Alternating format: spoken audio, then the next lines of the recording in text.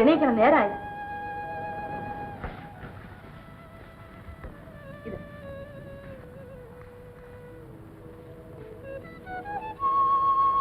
എന്താ നാളെ ഈ കൈ കൊണ്ട് കാപ്പി കുടിക്കാൻ പറ്റുമെന്ന് ആലോചിക്കായിരുന്നു. എനിക്കതല്ല വിഷമം. ഇങ്ങനെ കടുങ്കാപ്പിയും നെയ്യൊട്ട് തരാൻ അവിടെ വേറെ ആരുണ്ട്? ഞാൻ മടങ്ങി വീട്ടിൽ വരുന്നത് വരെ അതൊക്കെ മറക്കണം. ആട്ടെ, ഞാനവിടെ ഒന്ന് കാപ്പിട്ട് തന്നാലോ? എന്നാൽ ഞാൻ കണ്ണടച്ചിട്ട് കുടിക്കും. ഇറമുണ്ടെങ്കിൽ കാണാൻ പറ്റില്ല. കുടിക്കാൻ വെള്ളം ചൂടാ എനിക്ക്.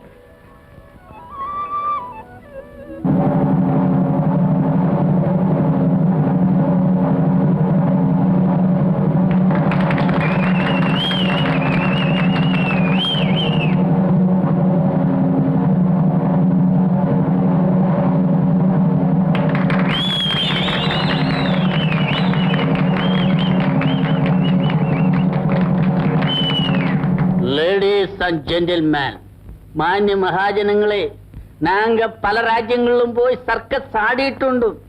സിംഗപ്പൂരിലെ വെച്ച് ഞങ്ങളുടെ സർക്കസ് കമ്പനി പൊളിഞ്ചു പാപ്പരായി പോച്ച്. വയറ്റിപ്പഴപ്പുക്ക് വേണ്ടി നാങ്ക ഏതാവത് കാട്ടപ്പോകറേ. നിങ്ങളെല്ലാരും കൂടെ ചേർന്ന് ഞങ്ങൾക്ക് ഏതാവത് ഉദവി ചെയ്തിട്ടാൽ നന്ദി.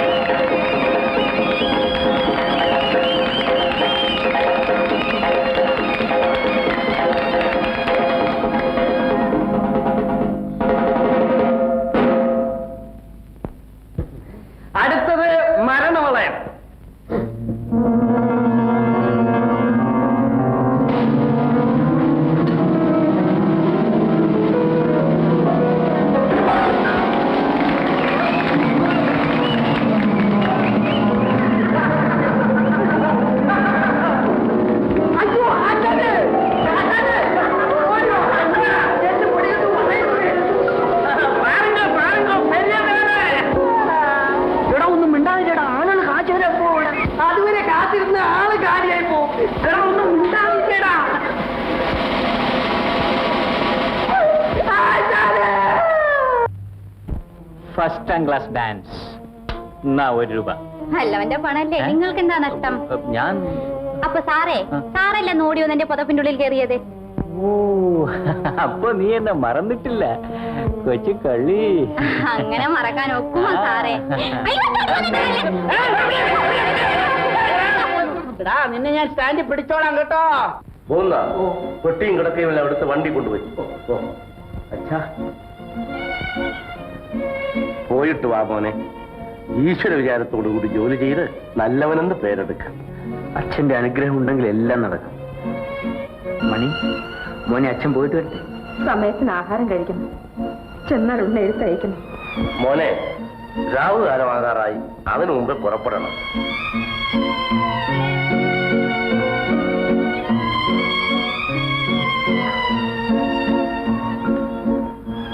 ലക്ഷ്മി, ഞാൻ വരട്ടെ.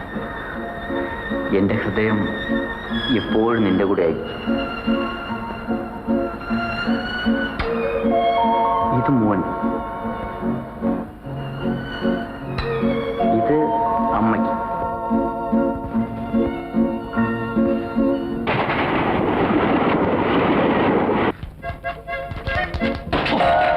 കണ്ണും കാണാൻ പറ്റി. നമസ്കാരം സാർ. നമസ്കാരം. ഇതൊക്കെ എന്തിനാ? അല്ല, ഹോട്ടലിലെ ചോറ് ഒരുപക്ഷെ സാറിന് പിടിക്കാതെ വന്നാലോ? ഈ ശല്യമൊക്കെ നിങ്ങൾക്ക് എന്തിനാ? അയ്യോ, ഇത് ശല്യമാണ്, ഞങ്ങളുടെ കടമയല്ലയോ.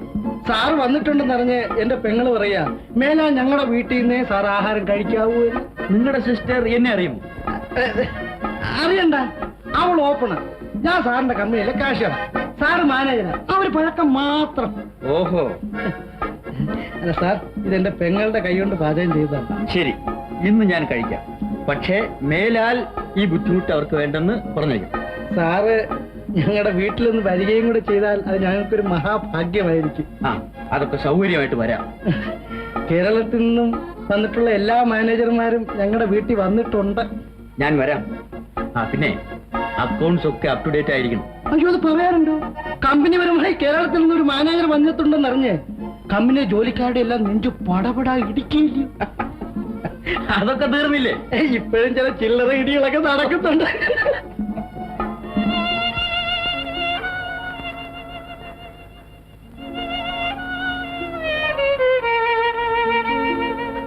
നീ ഇതുവരെ ഉറങ്ങിയില്ലേ മോളെ?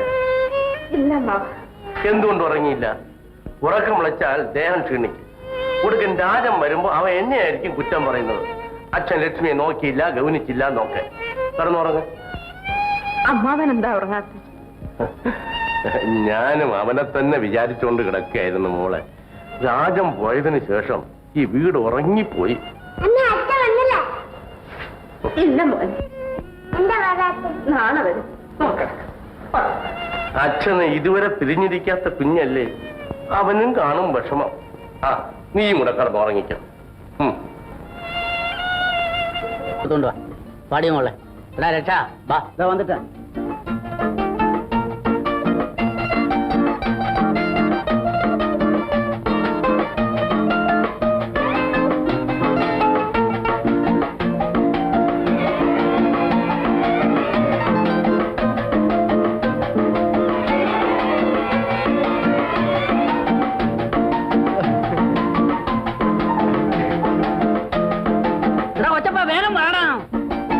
ഉടഞ്ഞ സഞ്ചി എങ്ങനെ ഉടയും?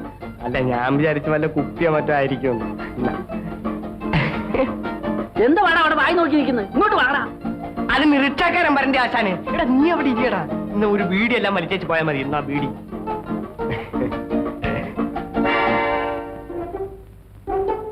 சார், உங்க சர்க்கஸ் கம்பெனி இப்ப எங்க இருக்கு? എന്താ സർക്കസ് കമ്പനി? நீ தானே என்னைக்கு நேமாத்திட்டு ஓடுறவன். கம்பெனி இல்லடே. അയ്യോ, ஏய், இல்லங்க. இல்லமா, ஒண்ணு இல்ல. ஓடிட்டு இருக்கே. ചവിട്ട് വിട്ടേ, നേരെ ഒന്ന് പോയി. റിക്ഷ ആളില്ലാതെ പോകുന്നുണ്ടോ? റിക്ഷ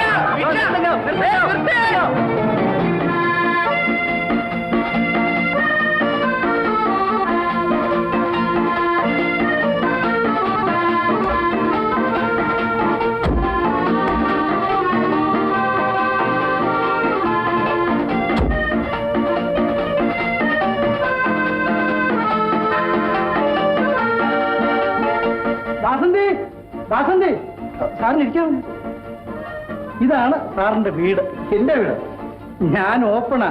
ഞാൻ സാറിന്റെ കമ്പനിയിൽ കാഷ്യറായിട്ട് ജോലി നോക്കി സമ്പാദിച്ച വീടാണ്. വളരെ സന്തോഷം.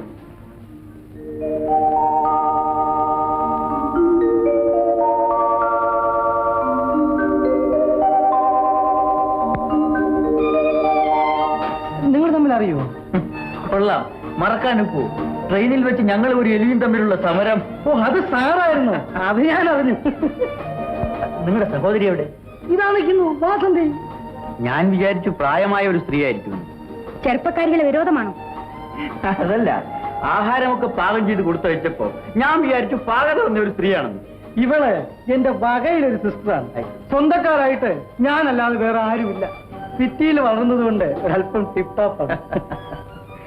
അതിരിക്കട്ടെ, വഴിക്ക് വെച്ച് ട്രെയിനിൽ നിന്ന് എവിടെ ഇറങ്ങിപ്പോയി? ഞാൻ താമ്പരത്തിറങ്ങി ഒരു ഫ്രണ്ടിനെ കാണാനായിരുന്നു. സാറ് നേരെ കൂടെ വന്നു. അങ്ങനെ വാസന്തി മിസ് ചെയ്തു. യാത്രയൊക്കെ സുഖമായിരുന്നല്ലോ, എന്റെ ചില ഡിസ്റ്റർബൻസ് ഒഴിച്ച്. ജീവിതത്തിൽ മറക്കാൻ വയ്യാത്ത ഒരു സ്വീറ്റ് ഡിസ്റ്റർബൻസ്. ആ, അവൾ ഓപ്പണാ സാറേ. ആരോടും കയറി എന്ത് സംസാരിക്കും. മിസ്റ്റർ മാധവൻ, എനിക്കൊരു വീട് വേഗം കണ്ടുപിടിച്ചായിരുന്നു. അയ്യോ, മദ്രാസ് വീട് കിട്ടുന്ന കാര്യം വലിയ വിഷമമാണ്. നമ്മുടെ വീട്ടിന്റെ അപ്സ്റ്റേർ ഒഴിഞ്ഞു കിടക്കല്ലേ, ഇഷ്ടമാണെങ്കിൽ അവിടെ താമസിക്കാം. വേണ്ട, നിങ്ങൾക്കത് ബുദ്ധിമുട്ടായിരുന്നു. അയ്യോ, വലിയ സന്തോഷമാണ്. പഴയ മാനേജർ മേനോ സാർ ഇവിടെ തന്നെ താമസിച്ചിരുന്നത്. വേറെ വീട് കിട്ടുന്നവരെ സാർ ഇവിടെ താമസിക്കരുത്. ഹോട്ടലിൽ താമസിക്കുന്നതിലും ഭേദമല്ലേ? നിങ്ങൾ ഇവിടെ താമസിക്കുമ്പോ ഞാനിവിടെ കഴിയുന്നത്. എന്നാ ഞങ്ങൾ ഹോട്ടലിലേക്ക് പോവാം. സാറോട് താമസിച്ചോ? അത് കറക്റ്റ്. അയ്യോ അത് പാടില്ല. എന്നാ ഞാൻ പറയണത് കേട്ടോ, വീട് കിട്ടുന്നത് വരെ ഇവിടെ താമസിക്കണം. ചേട്ടാ, ഹോട്ടലിൽ പോയി ഇദ്ദേഹത്തിന്റെ സാധനങ്ങളെല്ലാം എടുത്തോണ്ട് വരണം. ഞാൻ ഇതാ വന്നേക്കാം. അയ്യോ സാറ് പേടിക്കുന്ന, സാറിന്റെ പെട്ടി എന്നെ എടുത്തോണ്ട് വന്നേക്കാം. വരണം, വീടെല്ലാം കാണാം.